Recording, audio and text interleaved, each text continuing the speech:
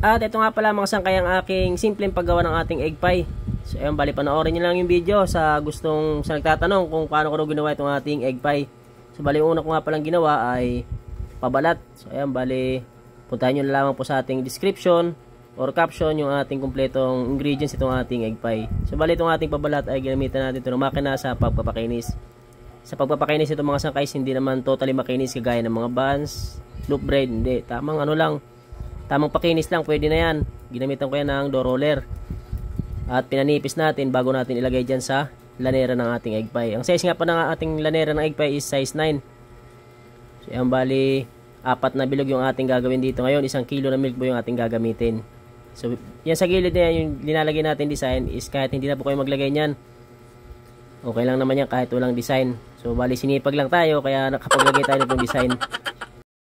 At dito nga sa video na to, sa part na to, ay ginamitan ko lamang ng rolling pin para sa pagpapanipis nitong ating pabalat, itong ating egg pie. Bali nasa inyo po kung gaano kanipis ang gusto nyong pabalat ng egg pie. Kung gusto nyong makapal ay pwede naman po, pero kung gusto nyong manipis, ayan, gamitan nyo lang ng rolling pin. At kapag nakuha nyo na yung tamang nipis ng inyong pabalat ng egg pie ay pwede nyo nang ilagay sa inyong lanera. So ganyan lamang po mga sangkay, kailangan lapat na lapat dito sa ating lanera itong ating pabalat. Ito nga palang ating lanera ay may pahid na manipis na mantika bago ko nilagay itong ating crust nitong ating egg pie. So yun mga sangkay, kung kayo ay hindi pa nakapag-follow sa aking page ay huwag kalimutan mag-like at share nitong ating video at pakifollow na rin po ng aking page bilang suporta na lamang po. Next step natin, kapag nagawa na natin yung crust ng ating egg pie ay titimplahin na natin yung ating filling ng ating egg pie. So naglagay tayo ng kalahating kilo ng milk boy. Original powder milk yan mga sangkay ha. Next natin ilalagay is konting asin, pambalance lang sa tamis mga sangkay, konting-konti lang. At maglagay tayo ng white sugar. White sugar yung gamitin natin mga sangkay para mas puting-puti yung filling itong ating egg pie kapag atin ang in-slice. Sa mga nagtatanong nga pala kung pwede daw yung farmland skim milk, hindi po pwede mga sangkay. Next natin ilalagay is tubig. So andyan nga pala mga sangkay sa ating mga ingredients na nilagay is hindi ko napakita, naglagay tayo dyan ng cornstarch. So, bali, sinama natin dyan sa ating milk boy tsaka sa ating asukal. So, bali, haluin lang natin na maayos. Tunawin natin na maayos yung ating nilagay na powder milk at tsaka yung ating asukal. Balikan ko lang yung sinabi ko kanina tungkol sa ating farmland tsaka sa ating milk boy.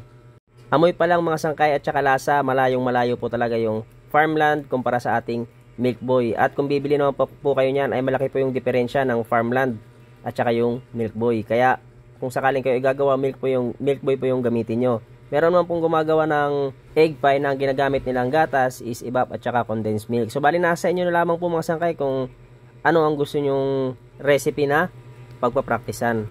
At dito mga sangkay is gagamit tayo ng 12 na itlog. Bali yung dalawang itlog dyan mga sangkay, yung dalawang matitirang itlog is egg yolk lang natin sasama dyan at ihiwalay natin yung dalawang piraso ng egg white. Panoorin nyo lang yung video mga sangkay para malaman nyo kung saan ko gagamitin yung ating dalawang egg white. At mix ulit natin. So bali sa pagmimix nga pala natin mga sangkay dito ng ating filling ay ayusin lamang po natin dahil yung milk powder natin is hindi po yan basta-basta natutunaw. So kapag sinalaan nyo yan at hindi nyo naayos ang paghahalo or pagmimix ay marami pong bobo na matitira dyan.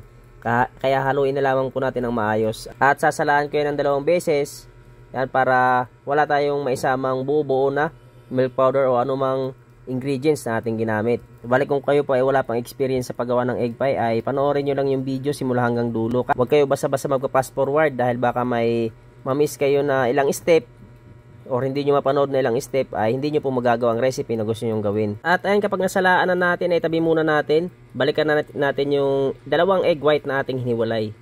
So ayun, yung ating dalawang egg white nga pala is pararamihin muna natin ng bahagya gamit yung ating wire whisk. So balik kung ayun yung magmamano-mano nito sa pagpaparami ng ating egg white ay pwede naman po kayong gumamit ng hand mixer. So ayun, kapag naparami na natin ay ilagay na natin dito sa ating egg pie filling. So ayan, bali ang purpose nga pala niyan mga sangkay ay para mas mabilis na nating mapula ang ibabaw ng ating egg pie. So bali mix lang din natin yan dyan. Ayusin lang natin na wala nang buo-buo itong ating egg white na ating nilagay. At kapag nagawa na natin yun ay pwede na natin isalin sa ating 4 na lanera. So bali kung sakaling kayo ay gagawa nito para pang merienda lang, marami itong 4 na to, 4 na bilog, ay kung gusto nyo gumawa lang ng isang bilog, ay i-divide 4 nyo lamang po lahat ng sukat ng mga ingredients para sa isang lanera lamang po na gusto nyo gawin. Inuulit ko, i-divide 4 nyo lamang po ha. lahat ng mga sukat ng mga ingredients. At kung kayo naman po ay gagawa at baguhan pa lamang po ay hindi nyo kailangan magmadali.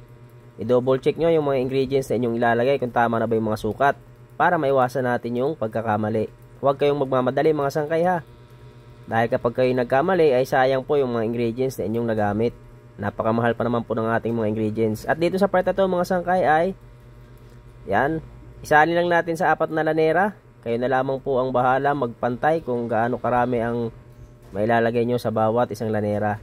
At dito sa part na to ay lulutuin na po natin, dahan-dahan lang sa paglalagay para hindi matapon. At sa pagluluto ko nga pala niyan ay umabot ng 1 hour and 35 minutes. Sa pagsalang natin, isang init ng aking oven dyan is 180 degrees Celsius. At katamtaman lakas ng apoy lamang yung aking ginamit.